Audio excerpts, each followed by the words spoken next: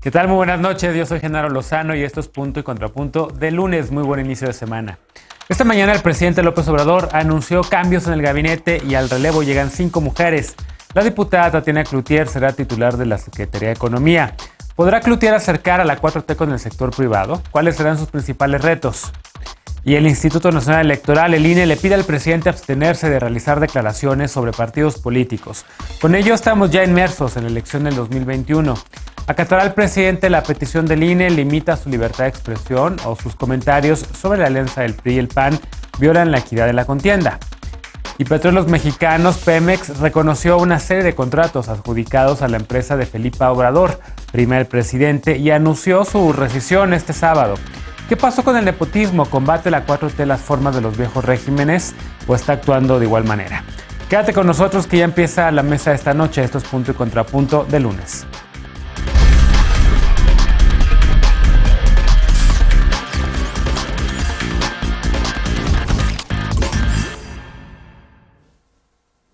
El gobierno de la llamada Cuarta Transformación amaneció con cambios y enroques.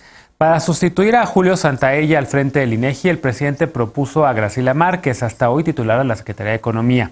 En su lugar llegará su excoordinadora de campaña, Tatiana Cloutier, la diputada Tatiana Cloutier, con la delicada misión de hacer el vínculo con la clase empresarial, lo que es Alfonso Romo. Veamos el contexto. Tras rechazar en 2018 integrarse al gabinete federal por ser lo mejor para la patria y su familia, Tatiana Cloutier Carrillo aceptó incorporarse al primer cuadro de gobierno. El presidente Andrés Manuel López Obrador informó que será titular de la Secretaría de Economía en lugar de Graciela Márquez, a quien propuso para presidir la Junta de Gobierno del Instituto Nacional de Estadística y Geografía. El presidente López Obrador apuntó que decidió nombrar a Cloutier para que se siga promoviendo la actividad económica en el país y se tenga buenas relaciones con el sector empresarial y con el sector obrero. Cloutier Carrillo es licenciada en Letras Inglesas y tiene una maestría en Administración Pública. La hoy diputada federal fue coordinadora de la campaña del mandatario federal. En 2019 publicó el libro Juntos Hicimos Historia, donde escribió que su función fue dar la cara y describir con honestidad las ventajas del proyecto de Andrés Manuel López Obrador. El mandatario federal dijo esta mañana que los cambios en su gabinete no tienen que ver con una cuota de género, sino con la necesidad de tener en el servicio público a hombres y mujeres caracterizados por la honestidad. Doctora en Historia Económica, Graciela Márquez fue la primera mujer titular de la Secretaría de Economía en México. Ambos nombramientos deben ser ratificados por el Senado, así como la propuesta presidencial para que Galia Borja Gómez, tesorera de la Federación, sea nombrada subgobernadora del Banco de México y Elvira Concheiro ocupe su lugar. Punto y contrapunto. Primer tema a discutir esta noche de lunes y como cada lunes y miércoles, Lisa Sánchez, directora general de México Unido contra la Delincuencia. ¿Cómo estás, Lisa? Muy bien, bienvenido. Muchísimo gusto ya de estar contigo al frente de la mesa. Gracias a ti por haber conducido también en mi ausencia. Igual que Alfredo Lecona, activista y analista. ¿Cómo estás, querido Alfredo? Muy contento de tenerte de vuelta y ya recuperado, mi querido Genaro. Ahí vamos. Muchas gracias, querido Alfredo. Nos acompaña esta noche Fernando Galicia, él es editor y activista. ¿Cómo estás? Muy bien. Saludos a todos los compañeros y saludos a todos que nos están viendo. Bienvenido. Y regresa a esta mesa Frida Gómez, ya la conoces, asesora legislativa, feminista y amiga de este espacio. ¿Cómo estás, Frida? Bien. Bienvenida. Te oímos con un poquito de retraso, a ver si se puede mejorar el audio. Pero bueno, a ver, empezamos con este tema. 5 mujeres llegan al gabinete de México, entre ellos, creo que el nombramiento más destacable es el de la vicecoordinadora de la bancada de Morena en la Cámara de Diputados y excoordinadora también de la campaña del presidente, Tatiana Cloutier. ¿Cómo lo ves, Alfredo? ¿Llegará con la misión de darle confianza al sector empresarial, más bien del gobierno de López Obrador, a reemplazar, digamos, la función que ejercía Poncho Romo desde el presidencia o desde Palacio Nacional? ¿Cómo lo ves? Pues ojalá que no sean los intereses de Poncho Romo los que llegue a defender Tatiana Cloutier, pero ciertamente creo que muchas de los analistas coinciden que la parte que se ha perdido o que se ha visto afectada en la relación con el empresariado, sobre todo en el norte, precisamente trata de ser cubierta con el nombramiento de Tatiana, ¿no? Yo de todos los nombramientos que se han hecho, y ya que el presidente mismo le ha quitado cualquier velo de que se trate de cuota de género, son nombramientos políticos.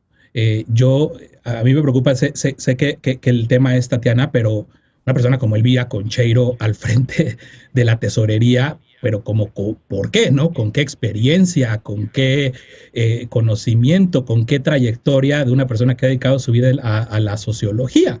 ¿No? Yo la vi apenas, o la conocí de hecho apenas hace una semana por un debate, pues, la verdad, que nos dejó, creo que a todos los que lo vimos, un mal sabor de boca con Jorge Suárez Vélez, donde por un lado él la atacó de una forma, creo que muy irresponsable, y ella lo que decía realmente pues era solo repetir las cosas que dice el obradorismo, huyéndole a los datos, huyéndole a muchas cosas. Entonces son perfiles que quizá en el caso de Tatiana, un perfil político o más bien privilegiar el perfil político, pues sí puede atender a que la relación que se tiene en este momento con el empresariado, con todas las desconfianzas, con todos los dimes y diretes, con los jaloneos que se tienen en pleno relajo que traen con el outsourcing y a punto de entrar también a una fase muy importante con el TEMEC ahora en la administración de Biden, pues sí requiere quizás, o sí se justifica.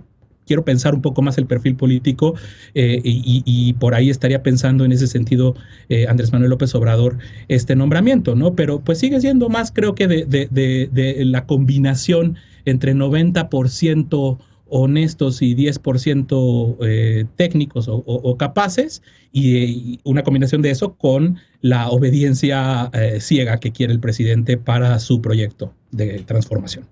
¿Coincides con esta lectura, Frida? ¿Cómo ves tú estos cambios, estos enroques en el gabinete de México? Creo que son cambios bastante positivos porque en primer lugar coloca a personas que son bastante competentes y que tienen experiencia en negociación, y creo que es muy importante el movimiento que se hace con Tatiana Cloutier porque hay una lectura que es política, además del análisis que hacen capacidades Alfredo Leconia. Es muy interesante que con este movimiento prácticamente se queda el camino libre en Nuevo León para la alcaldesa de Escobedo, para Clara Luz, que es pues la puntera en las encuestas. Entonces creo que es un cambio que atiende a razones tanto políticas como de necesidad económica en cuanto a la vinculación. Ahora, Tatiana Cloutier ciertamente ha tenido una agenda en la que ella ha priorizado las razones técnicas para diferentes definiciones. Así lo hizo en la Cámara de Diputados. No es un perfil que sea totalmente sumiso a los mandatos de la Cuarta Transformación. Creo que al contrario, ha sido un perfil bastante honesto en cuanto a alzar la voz cuando algo no le parece y apoyar en lo que ella está de acuerdo. Y en ese sentido me parece que va a ser un puente muy interesante con una clase empresarial que se encuentra bastante desgastada, no solamente por el impacto de la COVID-19 y de la forma en la que estos apoyos pudieran no haber sido lo que esta clase de grandes empresarios buscaban, sino principalmente por las medidas sobre energía, outsourcing y, por supuesto, fiscales que se han generado. Y en ese sentido creo que es un puente bastante positivo porque Tatiana Cloutier es una persona que tiene un perfil de negociadora y es una persona bastante leal. En ese sentido coincido. Con todos estos nombramientos se han puesto dos temas sobre la mesa. Uno que es la capacidad de las mujeres para ocupar cargos de responsabilidad.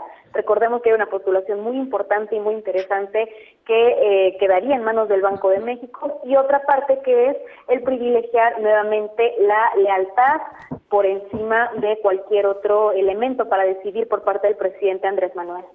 Así es. Lisa, ¿cómo lo ves tú? Había un comunicado reciente de Coparmex en donde pues prácticamente cuestionaban el trabajo que hizo Graciela Márquez al frente de la Secretaría de Economía, diciendo que encabezó una secretaría con intereses antiempresariales y pues básicamente diciendo que por más buena actitud que tuviese o que haya tenido ella al frente de Economía, pues que el gobierno no estaba, digamos, en buenos términos con el sector empresarial. ¿Podrá Tatiana darle la vuelta a esto?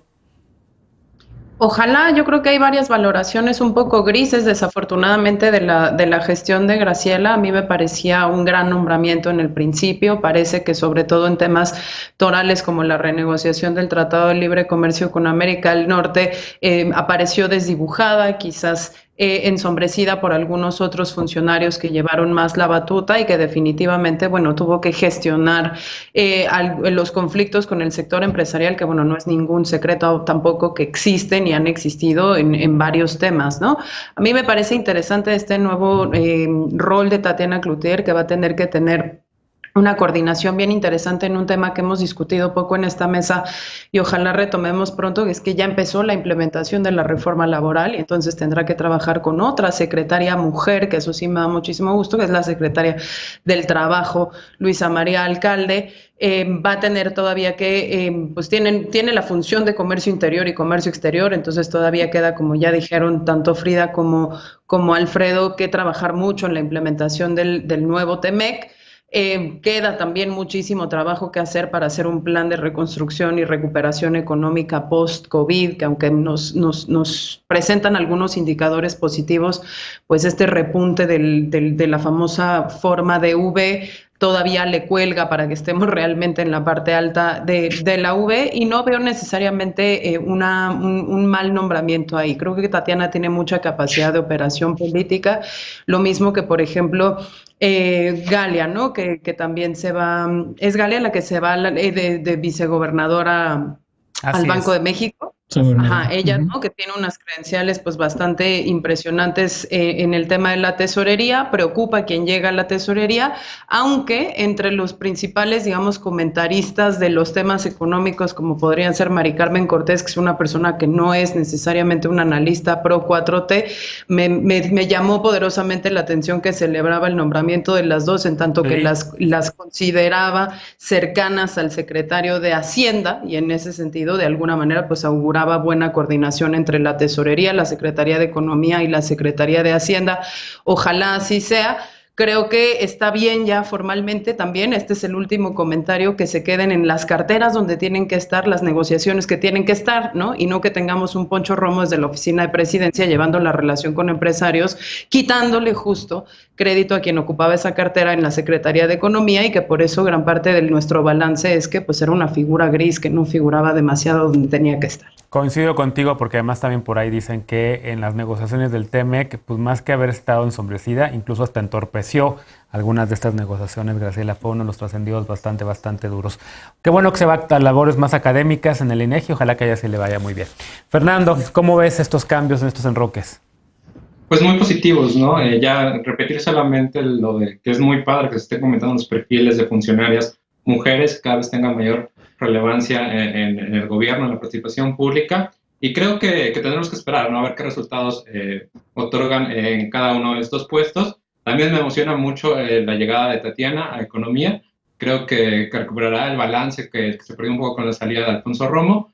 Y también es un nuevo punto de partida, ¿no? Si bien la pandemia llegó a desajustar todo y hasta ahorita en la Secretaría de Economía, en la mañana decía el doctor Lorenzo Meyer que había una política de lo que no se iba a hacer. No nos vamos a endeudar, no vamos a aumentar impuestos, no vamos a rescatar a los grandes empresarios. Ahora es el momento de decir qué sí se va a hacer, ¿no?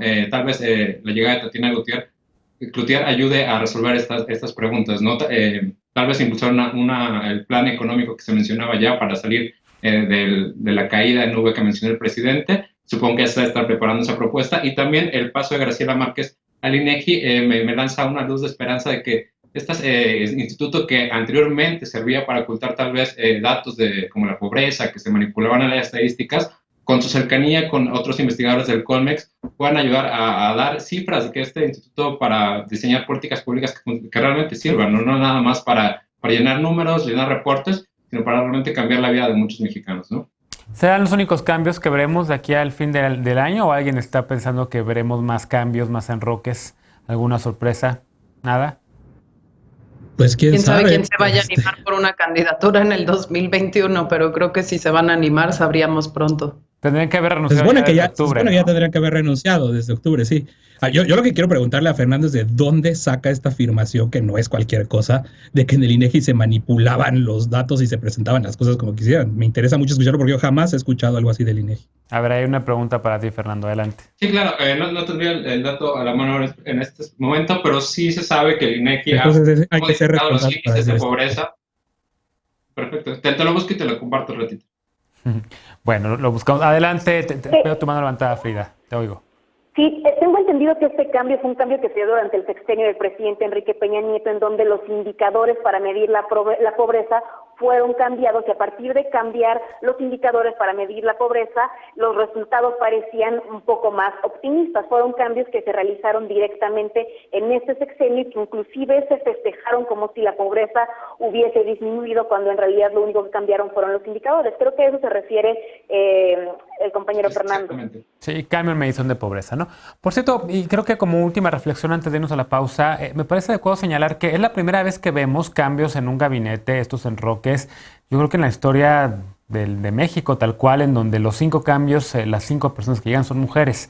Yo no había visto un anuncio así en ese sentido y me da mucho gusto, la verdad, que cada vez haya más mujeres en el gabinete. Habrá que ver si ahora, porque bueno, simplemente Tatiana llega a una secretaría que ya había sido ocupada por una mujer, pero llega una nueva vicegobernadora, llega la primera mujer, creo que va a estar al frente de INEGI, si no estoy equivocado, pero me da gusto y creo que la 4T con ellos sí hace un poco la diferencia. Esperemos que los temas de género se conviertan más, y sobre todo los temas de mujeres, en temas de mujeres, y que el presidente se haga a un lado y deje a las secretarias y deje a todas las mujeres en su gabinete hablar de estos temas. Pero bueno, déjenme hacer una pausa, hacemos una pausa y regresamos con otro tema. El Instituto Nacional Electoral, el INE, pidió al presidente abstenerse de opinar a favor o en contra de fuerzas políticas. O sea, ya no puede hablar del PRIAN. Según el INE, hacerlo puede afectar la equidad o influir en las preferencias de la ciudadanía. ¿Está limitándose la libertad de expresión del mandatario o está el INE poniendo la cancha pareja? Regresamos a Punto y Contrapunto, no te vayas.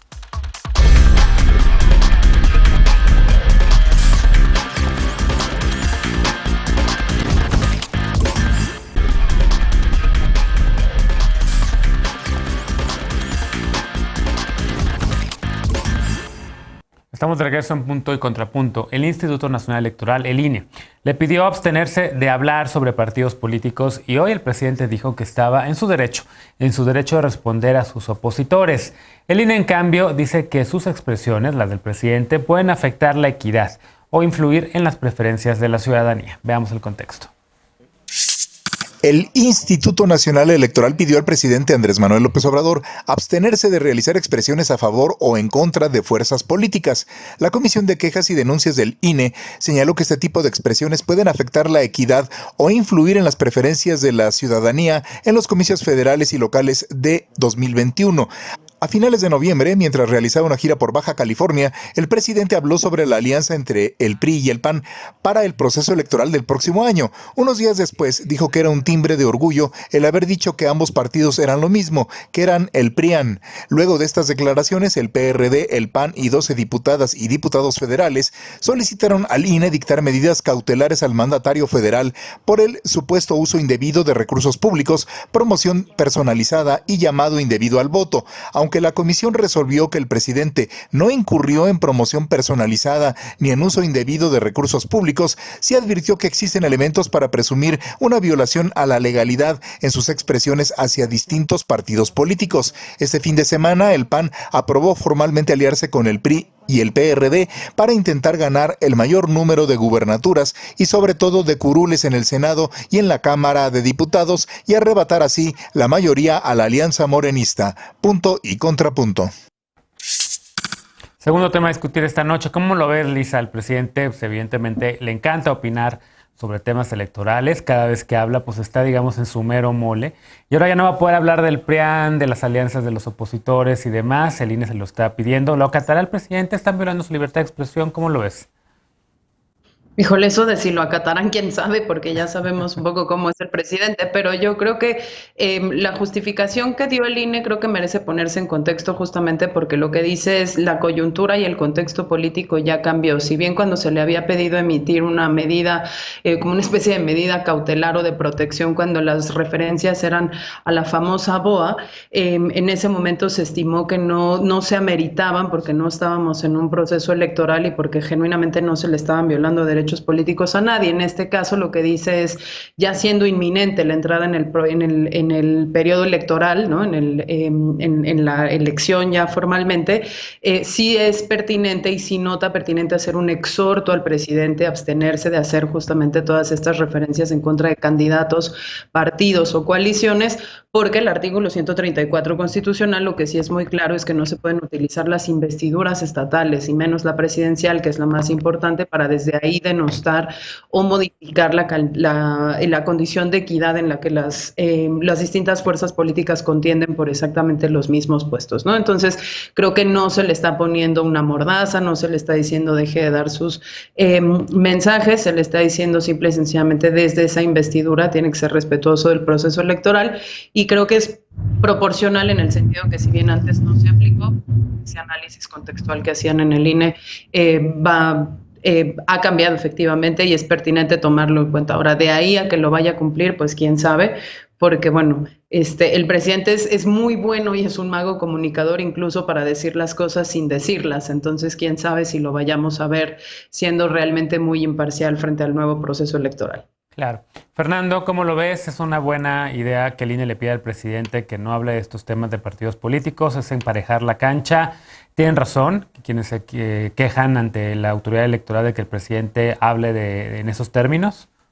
Creo que el PRI y el PAN están en todo su derecho de emitir esta queja y el INE de resolverla y emitir la recomendación indicada. No le veo ningún problema y seguramente el presidente la acatará. Solamente poner en cuestión qué es intervenir en una elección, ¿no? Revisar el Código Federal para estos procedimientos electorales y realmente dice cualquier cosa que pueda incidir en la preferencia electoral, ¿no? Revisé la declaración del presidente y pues me parece que pues si la ley es así de general, pues tal vez esta declaración sí pueda influir al saber que el PRI se va a aliar con el PAN, que en realidad fue lo que declaró el presidente, ¿no? Y también decir que se iban a aliar en contra de ellos, creo que eso también es algo sustentado por la realidad. Entonces, saber si ese tipo de declaraciones son consideradas que pueden influenciar o son ya consideradas no correctas por el INE, ahí estaría el debate, ¿no? Saber qué tanto va a poder hablar el presidente, de qué va a poder opinar, de qué no. Con comportamientos anteriores ya sabemos que el presidente sí ha suspendido, por ejemplo, sus mañaneras en estados donde hay elecciones. Entonces, por ese lado no me preocupa que no se vaya a acatar. Sabemos que el presidente Obrador ha sido muy enfático en respetar los procesos democráticos. La mayoría de su administración ha estado enfocada en consolidar la democracia, ya sea con la reforma como la renovación la revocación de mandato, quitar el fuero al presidente. Sabemos que la democracia es un aspecto muy importante de su agenda política. Entonces, en ese lado no creo que tengamos nada que preocuparnos, ¿no? El presidente respetará los procesos electorales, dando su opinión hasta donde el INE le permita, ¿no? Contrapunto, Lecona, ¿hasta donde el INE le permita o hasta donde el presidente quiera? Hasta donde el presidente quiera. Cuando le ha importado al presidente realmente que se le llame la atención desde una institución, desde otra institución del Estado mexicano. Y déjame decirle a Fernando y al auditor y a las personas que nos están escuchando que no, el presidente no solamente dijo va a haber una alianza entre el PRI y el PAN. Hoy se aventó todo un relato de la historia del PRI, de la historia del PAN, y eso es lo que escuchamos quienes seguimos la mañanera todos los días prácticamente. Todos los días, digo, la gente sabe perfectamente ubicar cuando el presidente está refiriendo a un partido con una intención, ¿no? No es realmente el presidente que esté ejerciendo este malentendido derecho de réplica como él lo presenta. El presidente no tiene esa libertad de expresión que tiene un ciudadano de pie, perdón, porque no es un ciudadano de pie, es un funcionario, el más alto funcionario público del Estado mexicano que usa recursos públicos para llevar a cabo sus mañaneras. La mañanera no es un acto en el que el presidente se levanta y se empieza a grabar desde su celular. Para una conferencia mañanera hay un uso de recursos públicos con cada diapositiva que le ponen, con cada centavo que se gasta para llevar a cabo ese ejercicio que ya no es de transparencia. Perdón. Las cosas cuando se preguntan en la mañanera con temas importantes, si no terminan en descalificaciones y termina hablando de cosas que no tienen absolutamente nada que ver con la pregunta, se dedica a difamar, se dedica a calumniar. Ese espacio se ha convertido a eso y por supuesto que eso tiene una incidencia en el proceso electoral. Los temas que ha querido poner el presidente rumbo a 2021, incluida la que no le salió muy bien, la consulta popular para juzgar a expresidentes, es parte de esa estrategia donde el presidente entiende mal la libertad de expresión y el derecho de réplica que dice tener para seguir haciendo este tipo de comentarios y de cosas y esta construcción de una narrativa que por supuesto que es electoral. Entonces, yo creo que el INE incluso erra en el momento en el que dice que no hubo promoción personalizada, sobre todo que no hubo uso indebido de recursos públicos porque la mañanera es un uso indebido de recursos públicos para atacar a las personas y a quienes le incomodan. No es más que eso, no es un ejercicio de información, dejó de serlo muy al inicio, y ahora nada más es repetir todos los días la misma cosa para abonar a esa construcción de la narrativa, del discurso, que por supuesto que tiene miras electorales. ¿Coincides con esta lectura, Frida? ¿El presidente acatará o no lo que le pide el INE? ¿Está o no violando la equidad en la contienda cuando se refiere con estas largas historias, cuando le dedica tantos minutos a hablar de sus opositores, de sus adversarios? ¿Debería cambiar la narrativa? No coincido con la lectura que tiene el Lecona, me parece que hay un poco de encono, porque la mañanera no solamente tiene como principal actor al presidente, es un espacio en el que tanto las y los titulares de las secretarías pueden expresar sus resultados, como en el que se dan varios avisos que son importantes, se entregan resultados, pero creo que más allá de esto hay algo importante que es la Constitución. La Constitución establece muy claramente en el artículo 41 cuáles son los principios que tienen que regir las elecciones. Y en ese sentido, por supuesto que no podemos hablar de que se encuentre en el mismo lugar o con el mismo poder una persona que es candidato o candidato dentro de una contienda al presidente de la República. Por supuesto que el presidente de la República tiene toda una serie de herramientas de poder y de recursos que son mucho más grandes. Y en ese sentido sí me importa mencionar que en términos estrictos de lo que sería la equidad en la contienda, pues sí tendría que haber cierta narrativa distinta, no en cuanto a sus opiniones personales, porque creo que hemos tenido un presidente que tiene la capacidad de mantener un diálogo constante y permanente, tanto con ciudadanía, con periodistas y por supuesto con medios de comunicación y también con los propios opositores. Y creo que eso es algo sano para una democracia que no tiene opositores, pues no es una democracia. Entonces, algo que sí es fundamental es que el Consejo del INE, el Consejo General del INE, ya había determinado cómo es que la mañanera tenía que restringirse para no afectar estos principios de equidad en la contienda. Entonces, tampoco es cierto que la mañanera en tiempos electorales vaya a transmitirse de una forma total. De hecho, ya vimos la experiencia en Coahuila y en Hidalgo, cómo es que esta mañanera, esta conferencia diaria que hace el presidente, tuvo acotaciones y estuvo emitida de una forma distinta, tanto por medios de comunicación como las propias transmisiones de televisión local o televisión oficial. Entonces, en ese sentido, me parece que el propio INE ya había tomado una medida para las mañaneras. Ahora, otra cosa que es muy distinta es sobre cómo el presidente va a acatar estas medidas. Creo que el INE cumple con una función que es muy importante de recibir quejas y atenderlas. Más allá de eso, pues es claro que los partidos opositores están jugando su papel. No quisiera decir que están desesperados, pero por supuesto que cada punto en el que puedan impugnar, presentar una queja, pues por supuesto que lo van a hacer, porque las quejas ante el INE se van a traducir en eventuales sanciones a un partido, o en este caso al presidente, y no creo que la oposición pierda la oportunidad de hacerlo. Cada quien está jugando su papel, pero eso no implica que la democracia esté en riesgo. Al contrario, me parece muy sano que el presidente se pronuncie y diga lo que piensa, tomando estas medidas muy estrictas que ya emitió el INE. Lecona, contrapunto. Pues yo creo que sí es muy sana la mañanera, o para romper un poquito esto de la sanidad, de lo sano que es tener la mañanera, nada más hay que hacer una solicitud de información sobre una expresión vertida en la mañanera. A mí me ha pasado, le ha pasado a muchos periodistas y a muchos periodistas que lo que te terminan diciendo es que el presidente no tiene ni la obligación de tener sustento de sus dichos. La mañanera ya solamente es eso. O sea, tendrá las restricciones que le pueda poner el INE, quizás medidas cautelares más adelante si desacata, pero realmente el relato y el problema de tener un presidente y la verdad, una sociedad o una opinión pública que ya se acostumbró a sus mentiras, que ya se acostumbró a sus difamaciones, que ya se acostumbró a las calumnias. El presidente calumnia y no hay paso atrás. Puede salir alguien a decir, oiga, presidente, no es cierto que las organizaciones pertenezcan a este grupo de interés o que hayan sido financiadas, pero la calumnia ahí queda. Entonces, pues nada más, o sea, con responsabilidad. Esa es la realidad que tenemos. Bien. Y más allá de las medidas que pueda dictar el INE, posteriormente a medidas cautelares, quizás si el presidente insiste, yo creo o veo muy difícil que nos quitemos esa parte en la que el presidente manipula el discurso político y la agenda nacional todos los días. Lisa, ¿cómo lo ves?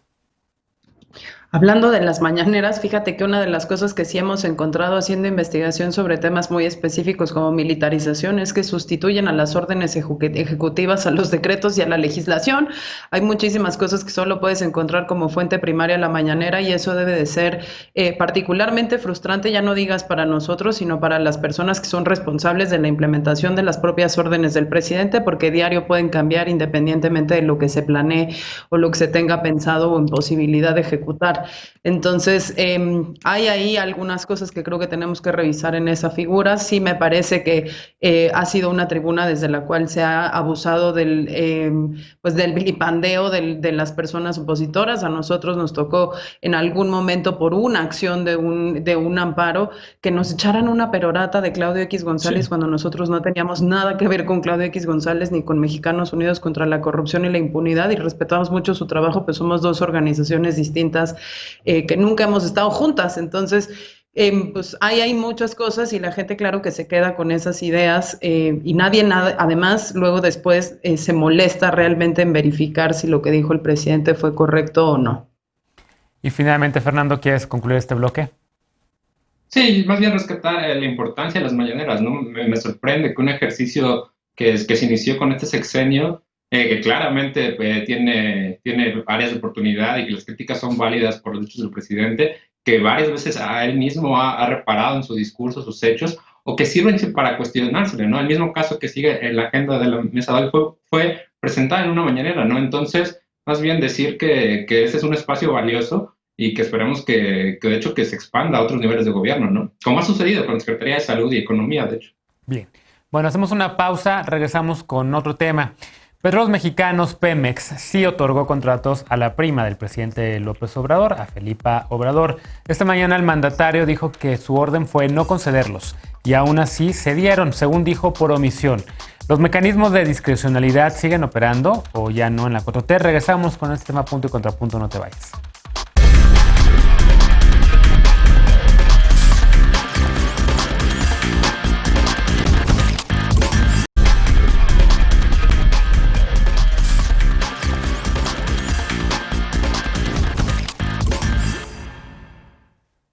Estamos de regreso para el último bloque de la noche. Petróleos Mexicanos, Pemex, informó la rescisión de los contratos otorgados a la empresa Litoral Laboratorios Industriales, especializada en la gestión de control químico y microbiológico. La paraestatal señaló que Litoral Laboratorios, constituida en Campeche en 2006 y cuya representante legal y accionista principal es Felipa Obrador Olán, prima del presidente, es su contratista desde 2013. Esta mañana en conferencia de prensa, el presidente López Obrador dijo que estos contratos se otorgaron porque no se dieron cuenta o hubo omisión. En un boletín emitido el sábado pasado, Pemex anotó que existe la posibilidad que desde 2014 Litoral Laboratorios haya prestado sus servicios en conjunto o en apoyo a otras empresas contratistas.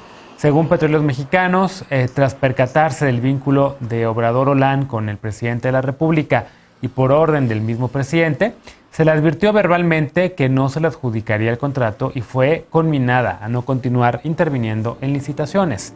En ese momento, Felipa Obrador Olán, no informó que participaba en otras dos licitaciones. Pemex señaló que se realizará una investigación sobre cómo se realizaron los concursos en los que participó Felipa Obrador Olán y los procesos en el manejo de los contratos.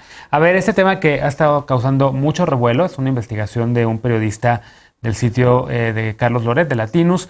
¿Cómo lo ves,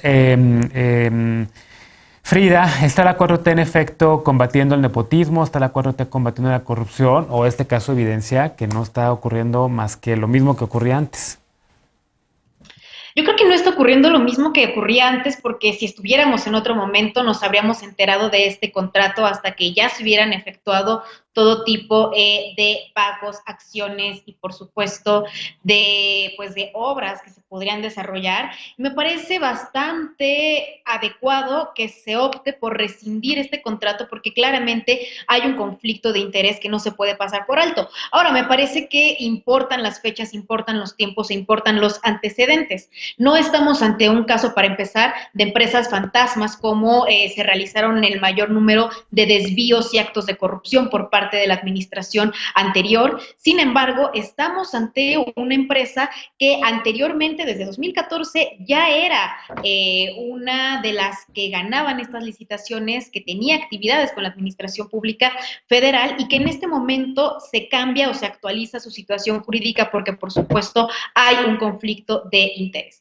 Entonces, algo que creo que es preocupante es que nos enteremos de esto por las investigaciones periodísticas y no por los organismos internos de control que tendrían que estar operando tanto en Pemex como en cualquier ente de la Administración Pública Federal para advertir que este tipo de contrataciones no se realicen. Y digo que es preocupante porque evidentemente no puede ser que un periodista, que por supuesto tiene un trabajo que es muy respetable, tenga una mayor capacidad de investigación que un propio organismo ante el cual se está realizando este tipo de contrataciones y de actos jurídicos. Entonces, eso me parece que es una alerta para la Administración Pública Federal porque es urgente que haya controles mucho más estrictos e inclusive que este contrato que fue asignado, de la forma en la que se asignó, pues tenga algún tipo de sanciones para quien haya omitido este importante paso, que creo que es clave para cualquier organismo de la entidad pública federal verificar que no haya algún tipo de conflicto de interés.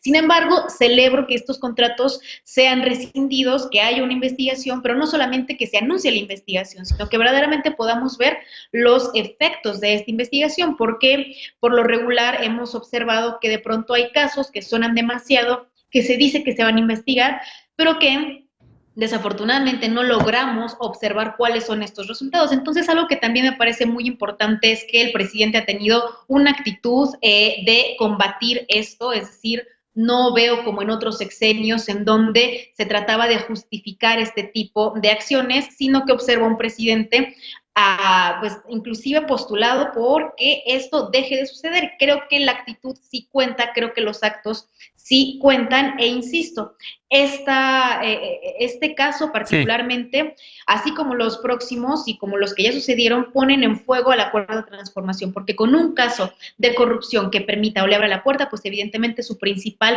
bandera estaría pues acechado. Coincido con eso, o sea, sí es un golpe muy duro a la narrativa de que están combatiendo las actitudes de los viejos regímenes. ¿Cómo lo ves, Lisa? ¿Coincides con Frida? ¿Hay de verdad una actitud para cambiar esto? ¿Es de verdad el presidente, cada vez que se entera de estos casos, quien da el manotazo y pone orden? ¿Debería haber mejores controles de calidad de administración pública? ¿Están cambiando las cosas o no?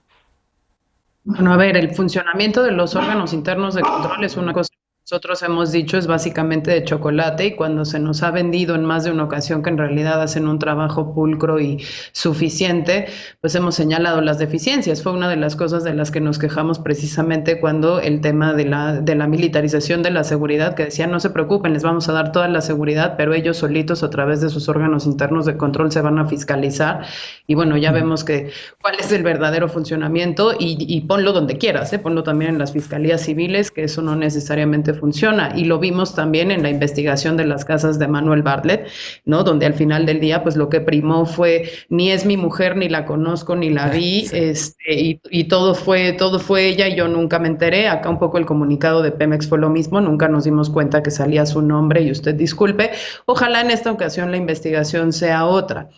Pero sobre el mismo tema de Pemex, fíjate que me llamó muchísimo la atención que mientras estaba investigando esto y veía cuáles habían sido las respuestas y veía cómo nos clavábamos un poquito más en el culebrón, me encontré con 3 notitas, que fueron eso, 3 notitas, que la Fiscalía del Departamento de Justicia de Estados Unidos acaba de encontrar que una filial del grupo de empresas llamado Vitol, que es uno de los gigantes de hidrocarburos de Suiza, ¿no? Sobornó a funcionarios de Pemex para obtener contratos lucrativos entre el 2015 y el 2020, algo que tocaría no solo la administración de Enrique Peña Nieto en una versión muy similar a la trama de Odebrecht, sino que también tocaría ya los 2 primeros años de esta administración.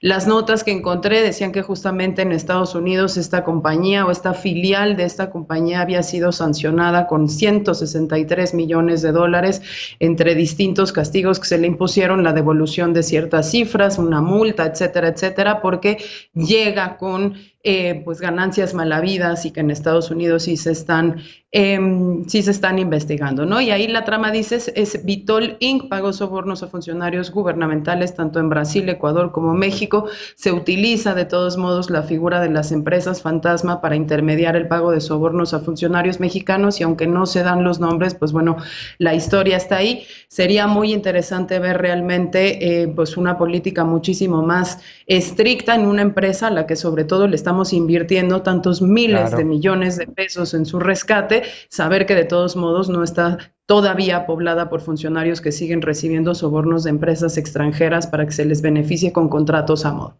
Claro. ¿Cómo lo ves, Fernando? Porque sí, en efecto, pues este tema ha estado dando muchísimo de qué hablar y como bien dice Luisa, pues en otros temas similares salen los funcionarios a decir, en efecto, incluso hasta desconocer a sus propias parejas, pero bueno, ¿cómo lo ves?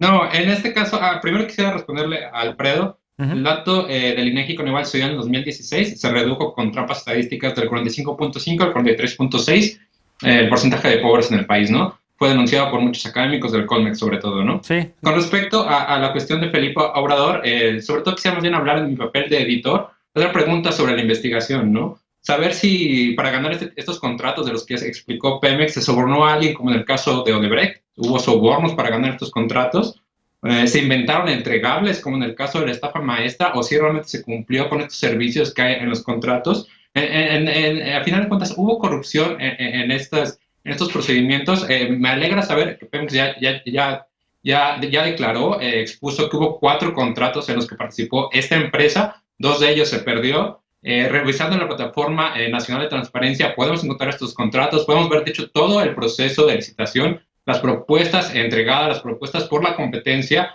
y se puede ver cómo en los casos cuando hubo precios mejor competitivos por parte de otras empresas que no fueron las de la prima del presidente, la empresa perdió. O sea, ahí sí hubo un seguimiento puntual de los procesos. Entonces también habría que ver los casos en los que se ganó, ¿no? ¿Y qué pasó una vez que ya había esta notificación de que la empresa pertenecía a una familiar del presidente y no podía recibir contratos? ¿De quién fue la omisión? Creo que eso es algo muy importante de destacar y que lo responda, ¿no? Si fue una omisión porque el procedimiento, al ser en asociación con otras compañías, que varios de los contratos no solo fue la empresa de la prima del presidente, sino que fue en asociación con otras empresas, a lo mejor esto cambia los mecanismos de selección y esto puede hacerlo válido, pero se tiene que aclarar a mayor profundidad, ¿no?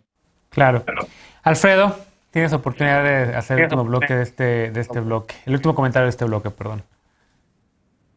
A ver, 3 cosas. Bueno, primero, sí, reconocer lo que dice Fernando. Ya también yo chequé. Ese dato es de ese escándalo de 2016. Claro. La segunda, a ver, es una muestra, justo que veníamos hablando de las mañaneras, de cómo el periodismo, que tendría que ser el que rija ese ejercicio de información de las mañanas y de diálogo circular, debería de ser una brújula. Debería el presidente de aprovecharlo para consolidar precisamente una lucha anticorrupción efectiva. Pero si recordamos la reacción del presidente el viernes cuando se enteró, de burla, de decir, pues es el sitio de Carlos Loret, jajaja, con el séquito de periodistas que le hacen mancuerna al presidente todas las mañanas, pues, perdón, el reportaje de Mario Gutiérrez Vega en el sitio de Latinos, presentado por Carlos Loret el pasado jueves, no está desmentido en absolutamente ninguna coma, siquiera, ¿no? Entonces, se mantiene el reportaje íntegro. Por ahí no hay mucho, yo creo que... Y 2, el compromiso, o más bien, hacer compromisos y hablar y decir que las palabras del presidente, porque eso es lo que nos presenta cuando da informes, ¿no? 100 compromisos cumplidos, ya no hay corrupción. Perdón, la historia y la versión oficial, según la cuenta Pemex, es que el director de Pemex fue con el presidente porque se les avisó, y ambos estaban enterados, que estaban en un proceso de contratación con la prima Felipa. Entonces el presidente dio la orden de que no se le diera. Entonces no se le dio. Viene no se le dio, no estoy diciendo lo contrario. Pero entonces los demás sí. Los siguientes contratos, las siguientes licitaciones sí se les dan porque, la prima Felipa se le ocurrió ocultar su empresa y su nombre con otros más contratistas para las otras licitaciones, y entonces ahí es donde se derrumba todo lo que nos han hecho pensar de que la palabra del presidente o de que un comunicado, como los que nos ha dicho un boletín o un memorándum que luego nos leen en las mañanas, pues no es suficiente. Yo quiero que nos preguntemos en esta mesa y sobre todo en este programa, ya más de 2 años de haberlo empezado, ¿cuándo fue la última vez que hablamos del Sistema Nacional Anticorrupción? El Sistema Nacional Anticorrupción prácticamente desde que llegó este gobierno no es tema, no se le hace nada, no podemos decir que esté funcionando. Y había una armonización de instituciones, que fue lo que se intentó construir a raíz de la famosa campaña de 3 de 3, una armonización de leyes e instituciones que ahora la mayoría pues ya son las de la Cuarta Transformación.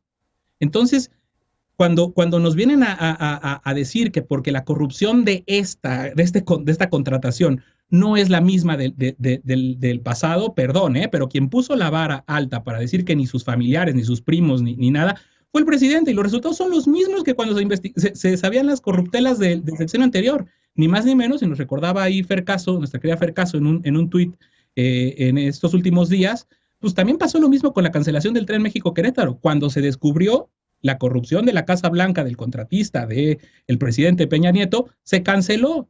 Ahí sí hubo corrupción, Alfredo, aquí fue la corrupción. No es porque haya más áreas de oportunidad para la transparencia, ni porque ahorita no se ejecutaron obras, o no sé qué decía por ahí Frida, es lo mismo, pues es cuando se ven descubiertos. O sea, yo no sé si tenemos que pecar de ingenuos de pensar que realmente la orden del presidente de la República, con una bandera tan importante, tan prioritaria para la Cuarta Transformación como es el combate a la corrupción, haya sido desatendida por sus parientes y por sus funcionarios. Bien. Fernando, ¿quieres contestarle a Alfredo? Sí, claro. Que creo que hay una trampa argumentativa muy común, de hecho, que es intentar comparar dos eventos que no tienen grado de comparación, ¿no? En este caso, la Casa Blanca de Peña Nieto con el tren. Aquí, ¿cuál fue lo que se entregó? ¿Qué fue lo que se entregó? ¿Cuál fue el acto de corrupción? Me parece increíble que este trabajo periodístico que esté examinando a fondo contrato por contrato de todos los familiares del presidente y que la respuesta sea así de firme de que no se van a permitir y los que se hayan dado van para atrás. Algo parecido que sucedió con el caso de la empresa Biopapel del compadre del presidente Miguel Rincón, ¿no? Algo que ya según un contrato que se había ganado al parecer sin ninguna irregularidad, que para eliminar cualquier rastro de sospecha también se echó para atrás, ¿no? Aquí en este caso no se me hace justo comparar una cosa como fue la Casa Blanca de Peña Nieto con este tipo de contrato que no se ha demostrado ningún caso de corrupción, ¿no? Ni ninguna prebenda a cambio de esto. Bien, finalmente, Alfredo, 20 segundos porque tenemos que ir a corte. Yo sé que la audiencia sabe distinguir. Yo jamás dije que es la misma corrupción y que es el mismo acto. Yo lo que estoy diciendo es la respuesta es la misma. La que están celebrando de que el presidente inmediatamente rescindió los contratos, pues es exactamente lo mismo que vimos el año pasado en cuanto a la respuesta, no el acto. Y perdón, yo ni siquiera me voy a meter al análisis de si hay corrupción o no, no lo sabemos, no sabemos si ahí hubo un tráfico, se debería de investigar, es algo que debería hacer, porque todavía tiene con sus contratitos pendientes vigentes en el ISSSTE, en el Instituto Mexicano del Petróleo y en la Secretaría de Energía, esos no se han rescindido. Ya. Entonces, investigar eso es materia de una investigación. Yo lo que dije con todas sus letras es, quien puso la vara alta, donde dijo ni mis primos, solamente yo respondo por mi hijo Jesús, fue el presidente. Así que esa es la delimitación de la vara. La vara alta en cuestiones de corrupción. La República, el primer día de su gobierno ante el Congreso de la Unión y la ratificó con memorándums y con quién no sabe qué. Ahí están las consecuencias. O no le hace caso ni sus parientes, o no le hacen caso, o no son fuertes ni siquiera las instituciones y los funcionarios que tiene a su cargo. Pues le daremos seguimiento a este tema porque en efecto todavía faltan contratos y revisar contratos en otras instituciones del Estado mexicano. Hacemos una pausa y al regreso nos despedimos de las y los panelistas de esta noche y con la paparrucha de este lunes. No te vayas.